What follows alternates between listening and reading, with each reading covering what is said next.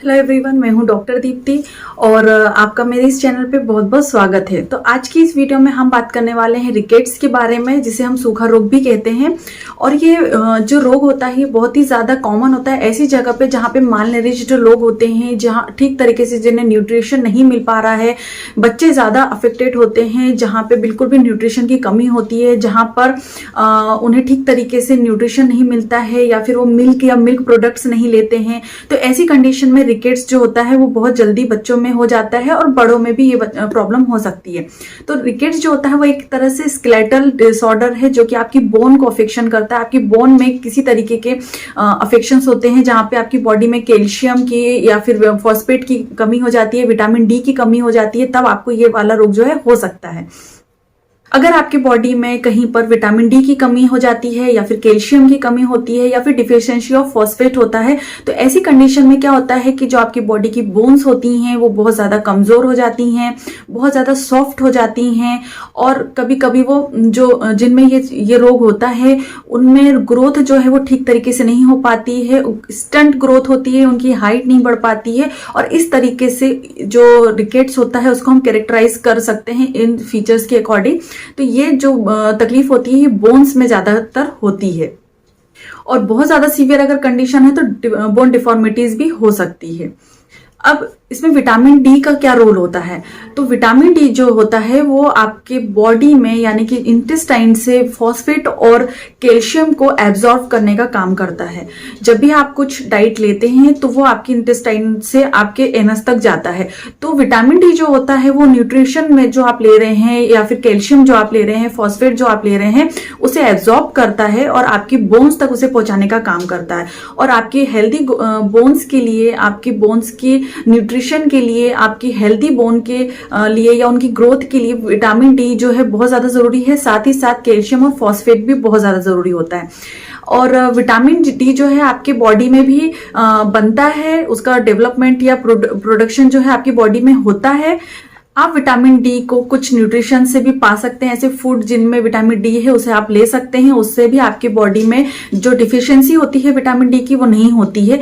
तो जैसे फूड में आप ले लीजिए, मिल्क ले लीजिए या मिल्क प्रोडक्ट ले लीजिए, एग्स में भी विटामिन डी भरपूर मात्रा में होता है। फिश जो होती है बहुत ज्यादा विटामिन डी जो होता है इसमें काफी ज्यादा प्रचुर मात्रा में पाया जाता है फिश में। तो आप ये सारी चीजें ले सकते हैं। साथ ही साथ विटामिन डी आपकी बॉडी में भी प्रोड्यूस होता है अगर आप सनलाइट लेते हैं तो। सन की रेज जो है आपकी बॉडी में विटामिन डी प्रोड्यूस करने का काम करती है। तो इसीलिए कहा जाता है कि जब न्यूबॉर्न्स होते हैं उन्हें धूप में रखा जाता है। सुबह सुबह की धूप उनके लिए जरूरी होती है ताकि विटामिन डी उनकी बॉडी में ऑटोमेटिक प्रोड्यूस हो सके। तो इसलिए सनलाइट का महत्व बहुत ज्यादा होता है।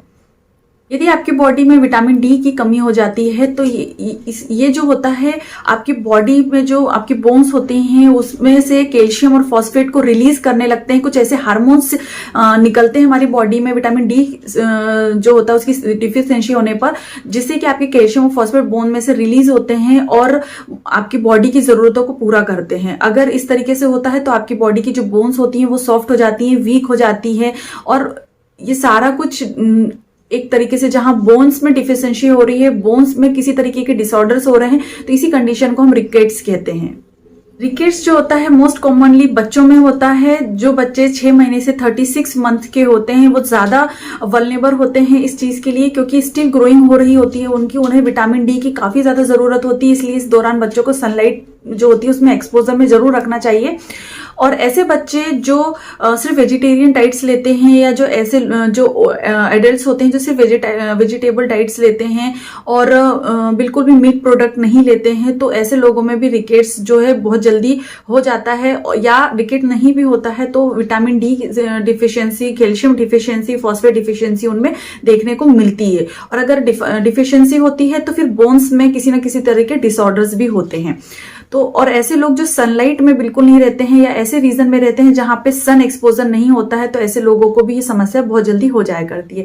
चलिए, ये था रिकेट्स के बारे में। अब बात कर लेते हैं कि सिम्टम क्या होंगे, किस तरीके के लक्षण होंगे अगर आपको रिकेट्स हो जाता है। तो जब भी कभी आपको रिकेट्स हो जाता है, आपकी बॉडी में कैल्शियम या फॉस्फेट की कमी हो जाती है, तो सबसे पहले सिम्टम जो होता है वो होता है पेन होता है बहुत ज्यादा। आपकी बोन्स एरिया जो होते हैं वहां पर टेंडरनेस होती है, हैंड्स हो, आर्म्स हो, लेग्स हो, स्पाइन हो या पेल्विस हो, यहाँ पे पेन बहुत ज्यादा होगा, टेंडरनेस बहुत ज्यादा होगी, छूने में भी जैसे आप टच करते हैं तो बहुत ज्यादा आपको पेन होता है। इसके अलावा बोन फ्रैक्चर बहुत जल्दी हो जाता है। अगर आप थोड़ा भी गिर जाते हैं कहीं पर तो आपकी बोन क्योंकि बहुत ज्यादा कमजोर है, वीक है, तो फ्रैक्चर बहुत जल्दी हो जाते हैं वहां पर, है ना। जो ग्रोथ होती है वो स्टंट हो जाती है, बिल्कुल ठीक तरीके से ग्रोथ नहीं होती है, या फिर शॉर्ट स्ट्रेचर आपका रह जाता है, जो हाइट है कम रह जाती है और ग्रोथ भी ठीक तरीके से नहीं हो पाती है। मसल्स क्रैम्प्स हो सकते हैं, आपको टीथ डिफॉर्मिटीज में आ जाता है, एब्सेस हो सकता है, आपके जो टीथ होते हैं वहां पे कैविटीज बहुत जल्दी हो जाती है, ठीक तरीके से स्ट्रक्चर्स नहीं बनते हैं आपके टीथ के, कहीं पर कम ज्यादा या स्ट्रक्चर डिफेक्ट हो सकता है टीथ में। अगर इस तरीके की कमी हो जाती है तो सबसे इंपॉर्टेंट जो होता है वो डिलेड टूथ फॉर्मेशंस। जो बच्चों में देखा होगा कि टीथ बहुत जल्दी से डेवलप नहीं हो रही है, उसका फॉर्मेशन नहीं हो पाता है सही समय पे, तो ये कारण हो सकता है कि आपके बॉडी में या बच्चे की बॉडी में कैल्शियम या फॉस्फेट की कमी हो। और इस तरीके के कभी कभी कुछ केसेस में ऐसा हो जाता है कि जो स्कल होता है उसका ऑड शेप होता है, स्कल कहीं से उठा होगा, जैसे फ्रंट से उठा होगा या बैक साइड से उठा होगा, किसी भी जगह से उठा होगा, ठीक तरीके से उसका शेप नहीं होता है स्कल का, जो राउंड शेप होता है स्कल का वैसा नहीं होगा, ऑड शेप होगा, है ना, ये हो सकता है। जो ब्रेस्ट बोन होती है वो प्रोट्रूटिंग होंगी, बाहर की तरफ ऐसी उठी हुई होंगी, जो रिब केज होती है वो भी उठी हुई होंगी, वो उसका भी स्ट्रक्चर जो है रिब केज का वो भी ठीक तरीके से नहीं होगा, बल्जिंग होगा, ऐसे उठा हुआ सा होगा। बहुत सारे बच्चों में आपने देखा होगा ऐसे उठाव सा बना होता है रिब केज में, है ना, तो ये चीज हो सकती है। जो स्पाइन होता है वो कर्व्ड हो सकता है, क्योंकि वीक होती है, वो सॉफ्टनेस हो जाती है बोन्स में, तो वो बहुत जल्दी कर्व हो जाती है, तो कर्व स्पाइन होगा। बोर लेग्स होंगे, बहुत सारे बच्चों में आपने देखा होगा जिनको रिकेट्स होता है, जो माल नरिष्ट बच्चे होते हैं उनका जो लेग्स होते हैं वो इस तरह से होते हैं, ये ऐसे होते हैं, बाहर की तरफ निकले होते हैं ऐसे, है ना, तो उनके लेग्स होंगे, बो लेग्स होंगे, मैं आपको स्क्रीन पे शो कर दूंगी इमेज, आप वो देख सकते हैं। इसके अलावा पेल्विक डिफॉर्मिटीज भी हो सकती है। तो इस तरीके से सिम्टम्स होते हैं कैल्शियम या फॉस्फेट की कमी होने से या विटामिन डी की कमी होने की वजह से, ये सारा कुछ हो सकता है। तो ये सारा कुछ आ जाता है बोन्स में, आपकी बॉडी में जहां जहां भी बोन्स होंगी वो वहां पे स्ट्रक्चर चेंजेस हो सकते हैं, पेन हो सकता है, डिफॉर्मिटीज हो सकती है। तो ये होते हैं लक्षण। अब चलिए हम बात कर लेते हैं होम्योपैथी ट्रीटमेंट के बारे में कि रिकेट्स की कंडीशन में आप किस तरीके से होम्योपैथी मेडिसिन का इस्तेमाल कर सकते हैं। तो 3 होम्योपैथी मेडिसिन, बहुत इंपॉर्टेंट होम्योपैथी मेडिसिन के बारे में मैं बात करूंगी। तो सबसे पहले जो होम्योपैथी मेडिसिन वो है कैलकेरिया कार्ब, सेकेंड है कैलकेरिया फॉस्फोरिकम और थर्ड जो है वो है सल्फर। ये तीनों ही मेडिसिन का इस्तेमाल आपको 30 पोटेंसी में करना है। अब सिम्टम्स किस तरह से होंगे, तो कैलकेरिया कार्ब आपको तब लेनी है जब आपको ऐसे सिम्टम हो कि हेड एनलार्ज्ड होगा, है ना, जो जॉइंट्स होते हैं वो एनलार्ज्ड होंगे, उठे हुए होंगे, वहां पर उठाव आपको नजर आएगा, एनलार्ज्ड होंगे, है ना। उसके अलावा जो बेलीज हैं, आपकी जो स्टमक होता है या जो आपका एब्डोमिन होता है बेबी का, वो ऐसे बाहर की तरफ निकला हुआ होता है, पोर्ट बेली जिसे कहते हैं, इस तरीके से होगा। बेली स्वेलन होगी, वहां पे स्वेलिंग आपको क्लियर कट नजर आएगी और टीथ डिकेइंग होगी। टीथ जो होंगे उसका स्ट्रक्चर भी ठीक से नहीं होगा और वहां पे डिकेइंग होगी, डिफॉर्मिटीज होगी टीथ में। तो अगर इस तरीके के सिम्टम है, साथ में बोनी डिफॉर्मिटीज है, तो आप कैलकेरिया कार्ब जो मेडिसिन होती है उसकी 30 पोटेंसी की 2 बूंद का सेवन दिन में 3 से 4 बार कर सकते हैं या बच्चों को भी दे सकते हैं, काफी इफेक्टिव होती है।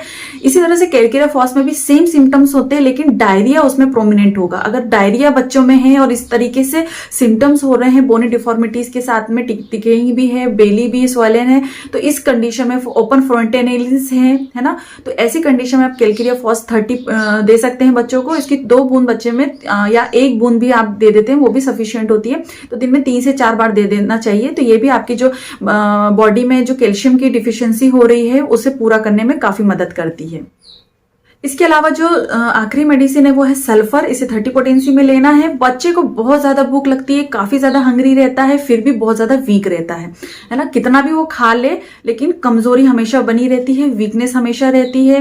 हेड जो है वो एनलार्ज्ड होगा, बहुत बड़ा सा उसका सिर आपको नजर आता है। जो बेली है, जो हमारा स्टमक या एब्डोमेन है बच्चे का, वो स्वेलन होगा, उसमें अलग ही तरीके से स्वेलिंग आपको नजर आती है, टीथ डिकेइंग भी इसमें होती है। फेस पे रिंकल्स होते हैं, ओल्ड लुकिंग चाइल्ड होता है, जैसे बूढ़ों में नहीं रिंकल्स पड़ जाते हैं बहुत ज्यादा एज हो जाने के बाद, तो ऐसे बच्चे में भी आपको रिंकल्स नजर आते हैं, है ना। और बच्चा बिल्कुल भी साफ सुथरा रहना पसंद नहीं करता है, बहुत ही ज्यादा शरारती बच्चा है, तो ये सल्फर जो है काफी इंडिकेटिंग मेडिसिन होती है। और जो स्किन होती है उनकी हैंगिंग होने लगती है ना, जैसे स्किन हमारी है ये इस तरीके से अटैच्ड है, लेकिन आपको कुछ समय बाद बच्चों में अगर इस तरीके की डिफिशियंसीज है तो ऐसी हैंगिंग लटकी हुई स्किन नजर आती है। तो ऐसी इंडिकेशंस हो तो आप सल्फर 30 की 2 बूंद दिन में 3 से 4 बार इस्तेमाल कर सकते हैं, काफी अच्छे इसके रिजल्ट होते हैं।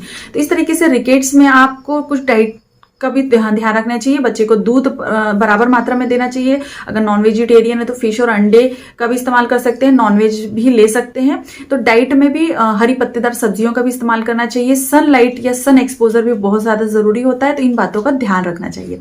तो आशा करती हूँ आपको मेरा ये वीडियो बहुत अच्छा लगा होगा, पसंद आया होगा, और यदि अच्छा लगा है तो लाइक शेयर करना बिल्कुल मत भूलिए। और इसी के साथ में सब्सक्राइब करने के बाद में आपको बेल आइकन को भी प्रेस करना है ताकि आपको मेरी नोटिफिकेशन मिल सके। इसके बाद मिलूंगी मैं नेक्स्ट वीडियो में, तब तक के लिए बाय बाय, अपना ध्यान रखिए और खुश रहें। धन्यवाद।